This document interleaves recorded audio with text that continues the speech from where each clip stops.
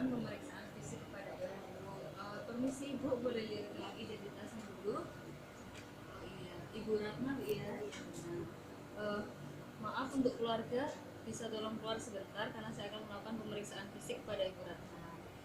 Kemudian setelah itu cuci tangan, perawat cuci tangan. Setelah itu profesi klien, persiapan alat alat diletakkan.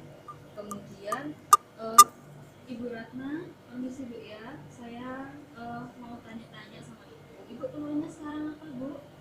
Oh iya, sampai sekarang masih nyari di kanan atas ini Bu ya, perut kanan atas. Ibu merasa mual muntah.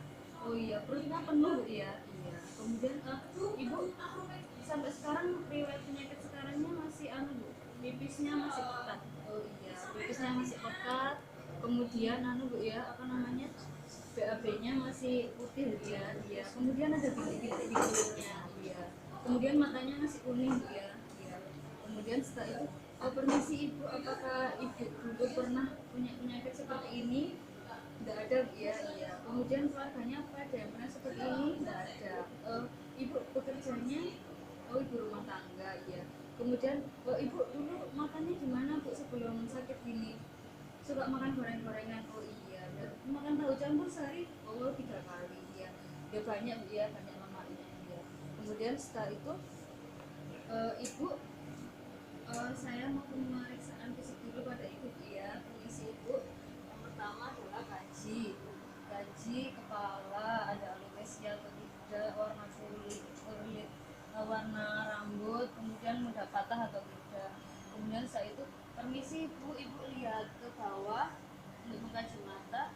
Oh iya, kuningan Bu ya, ada ikterus pada mata. Kemudian Ibu lihat ke atas. Oh iya, pasien anemis. Setelah itu lihat pernafasan cuping hidung, apakah ada pernafasan cuping hidung atau tidak pada pasien dengan sirosis hepatis.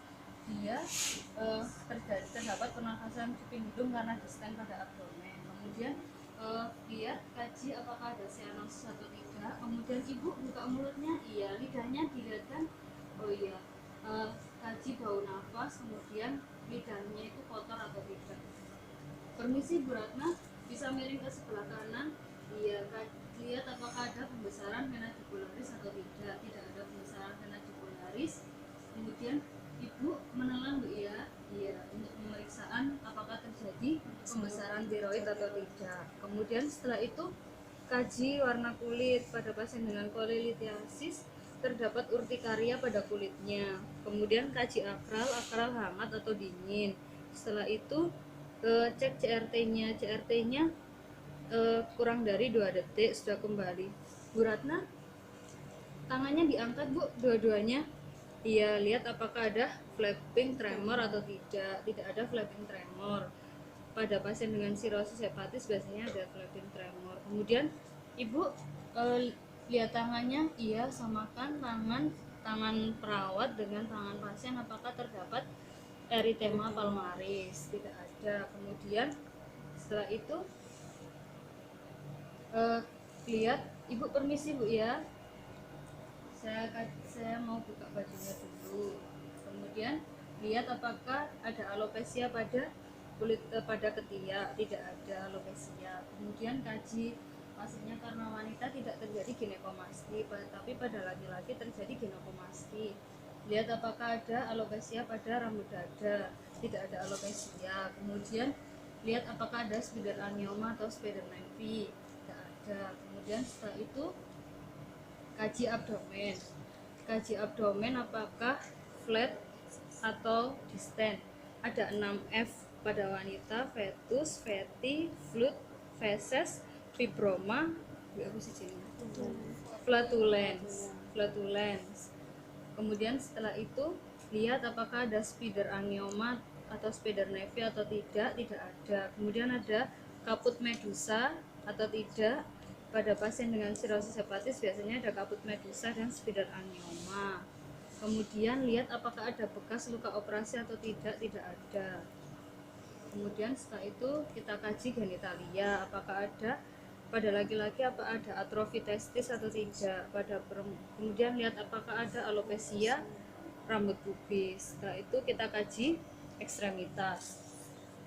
Ekstremitas dikaji apakah ada edema atau tidak pada dorsal pedis. Kemudian kalau ada edema, dia masuk derajat keberapa? Ada 4 derajat edema.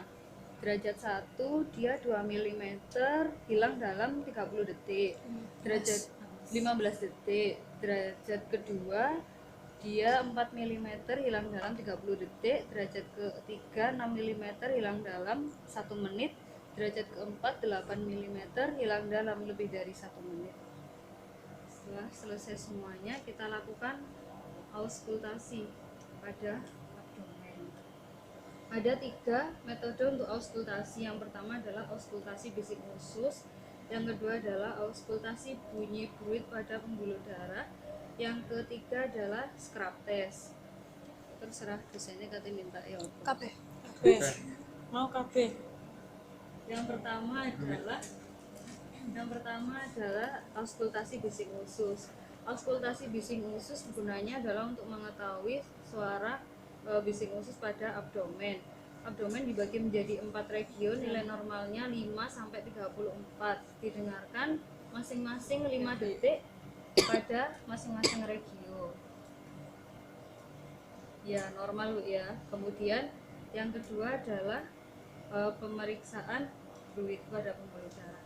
Yang pertama pada pemeriksaan fluid adalah tarik garis dari linea sternalis. Linea sternalis 2 sampai 3 jari dari processus sifoideus, ini adalah aorta. Kemudian dari umbilikus 2 jari ke arah lateral sebelah kiri, ini adalah arteri iliaka kiri. Kemudian 2 jari ke arah lateral sebelah kanan, ini adalah arteri iliaka kanan. Setelah itu tarik garis pertengahan antara aorta dengan arteri iliaka kanan, ini adalah arteri renalis. Kita lakukan hal yang sama, ini adalah arteri renalis. Kemudian dengarkan suara fluid pada masing-masing arteri atau pembuluh darah. Pada pasien dengan kolilithiasis tidak terjadi bruit. Kemudian jika terjadi bruit maka pasien terjadi aneurisma. Kemudian setelah mendengarkan suara dari ini, kemudian kita lakukan pemeriksaan scrub test. Pemeriksaan scrub test menggunakan tutup bolpen.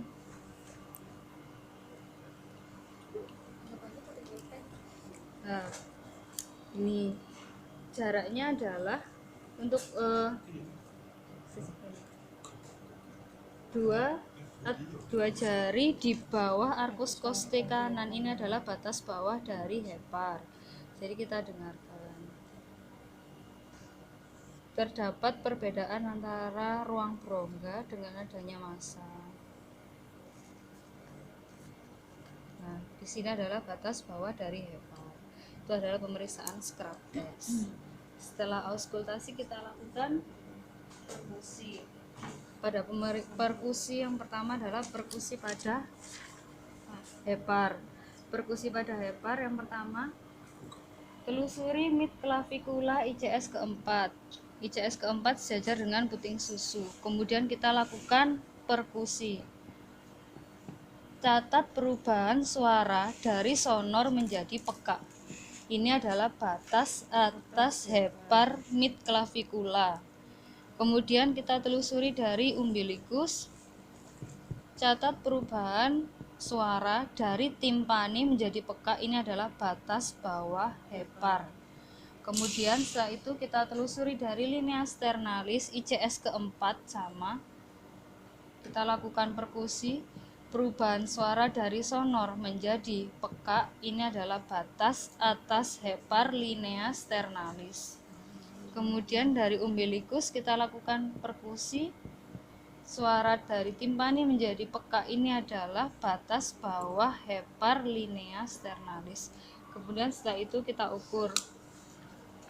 Dia tidak pada batas hepar mid clavicula, tidak boleh lebih dari 12 cm.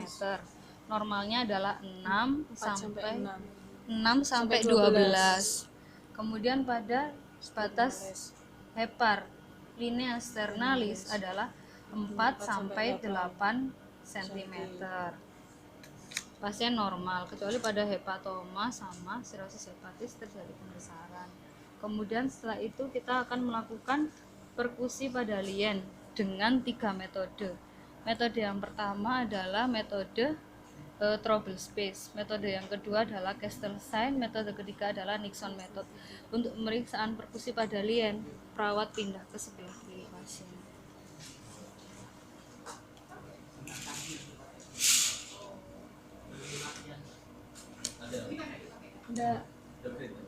Kemudian untuk pemeriksaan lien, yang pertama adalah trouble space. Telusuri dari mid clavicula sebelah kanan ICS ke-6, kemudian tanda ya, tanda biar enak.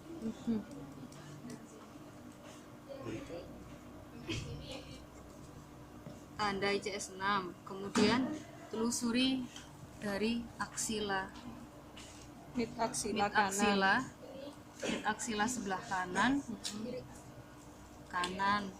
kiri, kemudian ICS 6 kiri, kemudian arcus costae. Dia akan membentuk segitiga. Nah, segitiga ini kemudian kita lakukan perkusi. Dia akan berubah dari sonor menjadi lebih redup. Dari sonor menjadi lebih redup ini adalah posisi limfa. Tapi pada pemeriksaan trouble space, pasien harus tidak dalam posisi lambung kosong atau 2 jam setelah makan.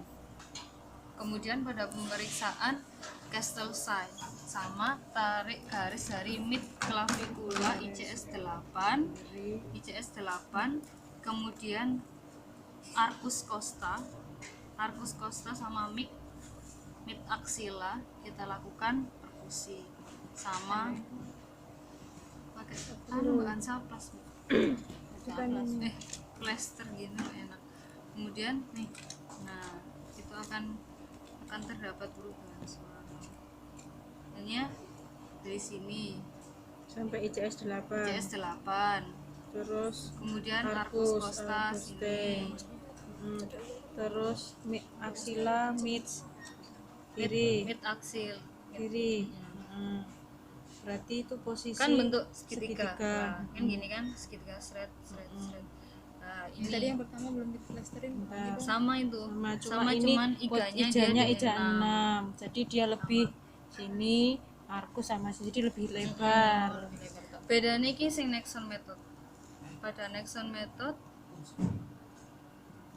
dia lebih ribet soalnya yang pertama dari linea mid axilla, kiri, arcus costa, kiri, kemudian kita tarik garis sejajar dari processus hypoideus sejajar dengan clavicula. mid axilla. axilla kiri. Mid axilla kan bentuk segitiga, tapi kan dia lebih panjang.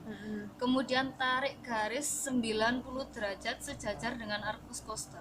Nah, ini. Berarti gini. Nah, jadi 90 Kalau derajat garisnya ini ini lebih dari Kadek. 9, jadi kan gini.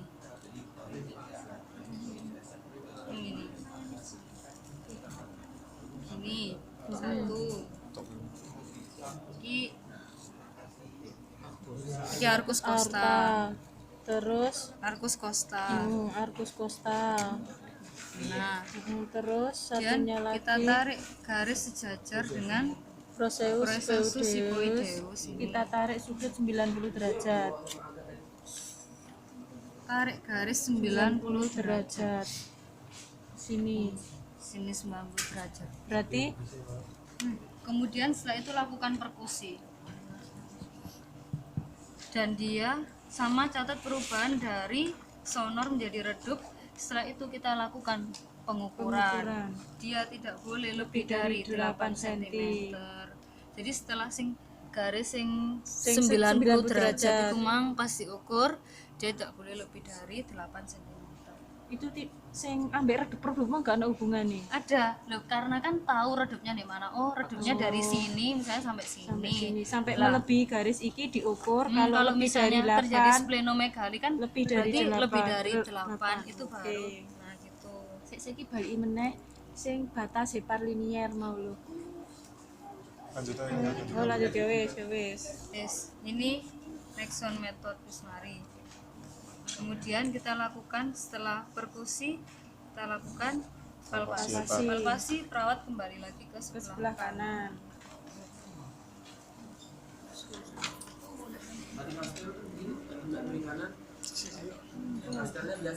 Wis Ibu, ganti.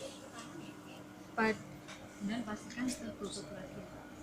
Pada pemeriksaan palpasi hepar terdapat 4 metode.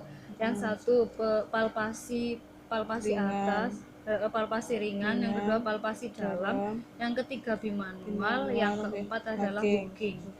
Yang kemudian kita lakukan perkusi di 4 regio dari abdomen. Palpasi biasa. Sakit Bu? Enggak. Kemudian kita lakukan palpasi agak dalam. Pada pasien dengan kolilithiasis terjadi nyeri pada Saat inspirasi regio kanan atas, dan pada pasien kolecistitis juga terjadi nyeri pada regio kanan atas. Kemudian lakukan palpasi di 4 regio, palpasi dalam. Setelah itu kita lakukan palpasi dengan cara bimanual.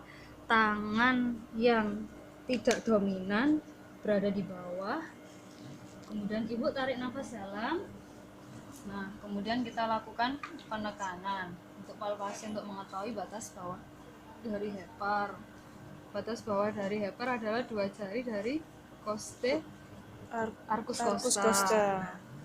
Nah, itu teknik untuk bimanual. Kemudian untuk teknik hooking sama, tangan perawat non dominan ada di bawah. Kemudian Ibu tarik nafas. Nah, gunakan teknik hooking. Kemudian pada palpasi lien, dia juga sama, perawat ada di sebelah kanan pasien. Kiri kanan pasien. Oh, kiri pasien. Mending pindah-pindah, soalnya memang sih bener pindah-pindah. Jadi untuk palpasi lien, kita tarik garis dari mid clavicula sampai arcus costa terakhir, tarik garis scapular sampai ke umbilikus, sampai ke sias, dibagi menjadi 8 bagian. Kemudian lakukan palpasi tangan kanan berada di bawah, tangan kiri melakukan palpasi. Bu, tarik nafas. Iya, kan dimulai dari sini. Nah, normalnya adalah 1/8 dari garis scapular. Ini adalah palpasi. Terus kemudian yang terakhir adalah pemeriksaan asites. Jika pasien dengan pembesaran hepar, biasanya ada asites. Untuk kolelithiasis dan kolecistitis tidak perlu pemeriksaan hepar asites. Yang pertama untuk pemeriksaan asites adalah lakukan perkusi dari umbilikus sampai ke bawah sini. Soalnya kan pada pasien posisi berbaring cairan berada di bawah. Catat perubahan dari timpani menjadi dalmes. Posisimu nek kono? Kau pos kalian. Emang nggak salah kan? Boleh kanan Boleh kiri. kanan kiri, Hanya kalau- limfe saja kalau- yang harus kiri. Nggak apa-apa. Dari peka sampai apa? Dalmes. Dung. Nah, kemudian Bapak posisinya miring, kaki ditekuk ya Pak ya. Nah, posisi pasien miring, kaki ditekuk, lakukan perkusi dari sini. Dari mid aksila sampai ke umbilikus. Perubahan suara dari timpani ke dalmes. Kemudian teknik yang kedua adalah flute wave. Bapak tangannya ditaruh di umbilikus seperti ini. Kemudian perawat melakukan diangkat. Kalau terjadi perundulasi berarti terdapat cairan, kalau tidak ada berarti tidak ada cairan. Atau bisa juga ditarik, didorongin itu termasuk flute wave. Yang penting adalah tangan pasien ini ditaruh di umbilikus. Kalau misalnya terjadi perubahan undulasi, ini baru flute wave. Di umbilikus gini. Oh gini. Iya. satu cukup. Kemudian Apabila ada apa mas? ada cairan, ada sel. Ibu, saya sudah melakukan pemeriksaan fisik pada Ibu Ratna. Sekarang saya mau pamit dulu Bu ya. Ibu bisa istirahat lagi. Kemudian setelah itu kita rapikan alat, buka lagi lingkungan, panggil keluarga, dan yang terakhir adalah lakukan dokumentasi apapun yang ditemukan pada pemeriksaan fisik. Main dari metode Gaster itu